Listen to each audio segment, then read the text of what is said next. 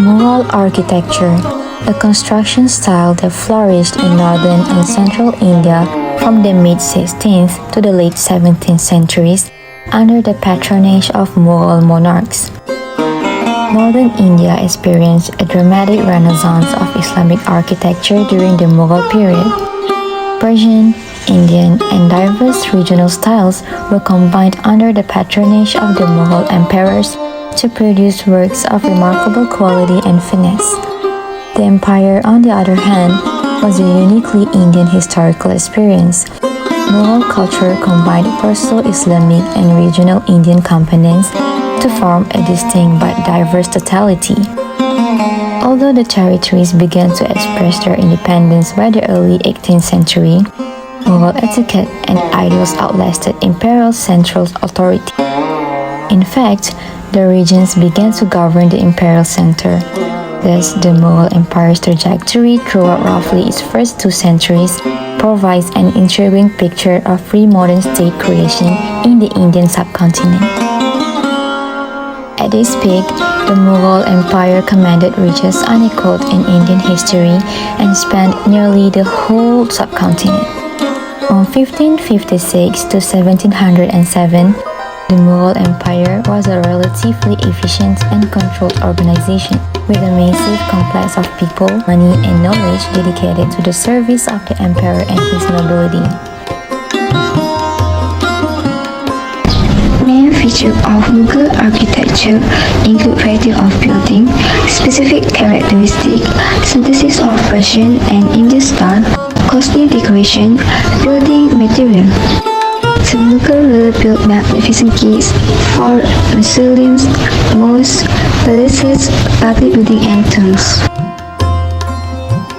Specific landscape characteristic is known as charba. The core word for paradise, paradasa in Persian, means walled garden, and the Mughal charba garden, like the word, have their root origin in Persia. Charba is an independent, formal and symmetrical landscape feature.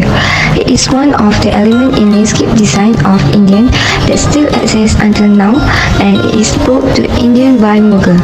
Charba is a Persian-style garden layout in which the main building is put at the center of the quadrilateral garden, divided by walkway or flowing water into 4 smaller parts.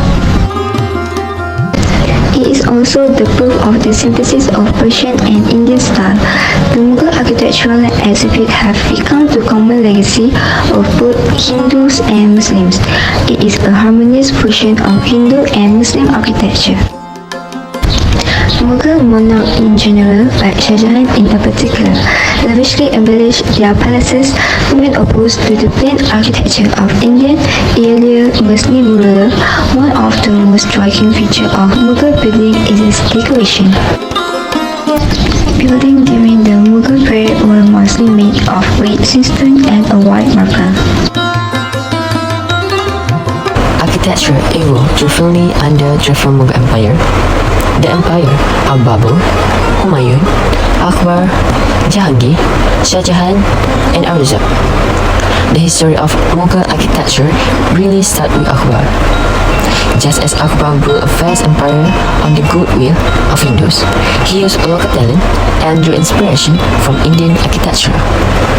The Red Fort in Agra, the city of Fateh Pushkin, the Fort of Lahore, and the tomb of Sikandra were all constructed during Akbar era.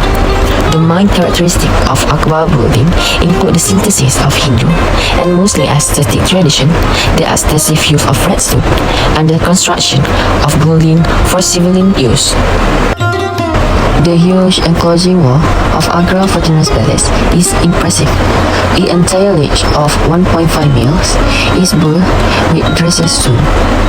The main entranceway, known as the Delhi Gate, is elegantly ornamented with white marble inlaid against the warm red sandstone.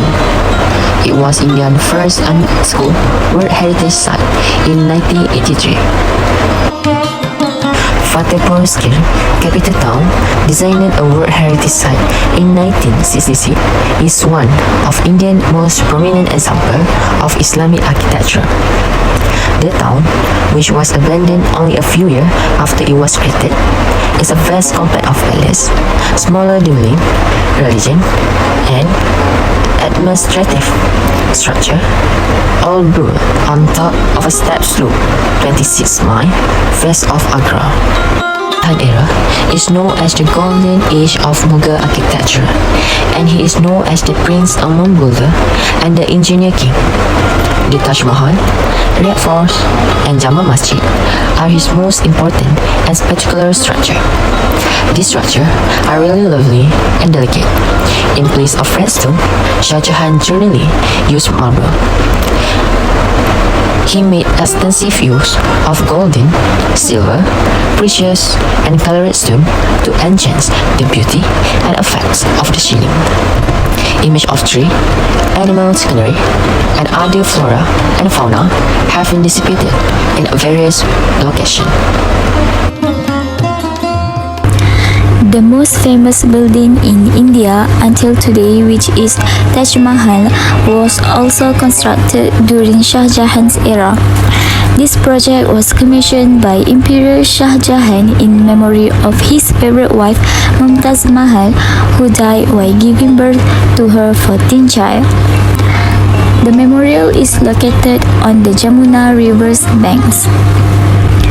A center landscape organization is dictated by two perpendicular axes defined by water in the project. The axis form a symmetry that divides the landscape into quadrants. This Jahabagh, a four-part garden, adjoins the tomb and other structures on the property. In its subdivision from the largest to the tiniest sizes, the landscape reinforces geometry, articulation, and proportions. Together, the architecture and landscape obviously emanates a sublime skill. The onion dome's materiality appears pristine white from a distance. Close inspection reveals that the marble is colorfully adorned with Pitra Dura stone inlaid in the marble. The decoration is either geometry and orthogonal or natural and organic, depicting plants and vegetation as a node to the surrounding area. Mumtaz Mahal's tomb is located in the center plan of the mausoleum building and has a definite hierarchy in plan. The tomb of Emperor Shah Jahan lies nearby but off center.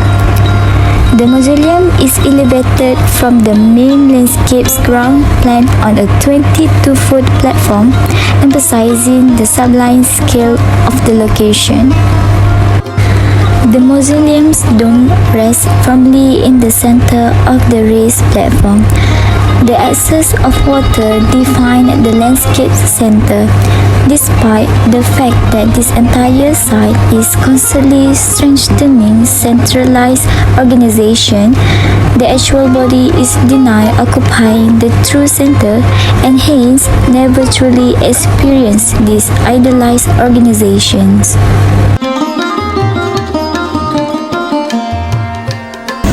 The Mughal era made significant contributions to India's vast and outstanding architectural, literature, and cultural history.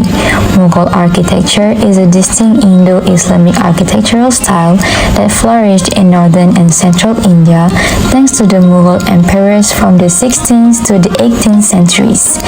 It is a stunningly beautiful and luxurious blend of Persian, Turkish, and Indian architecture.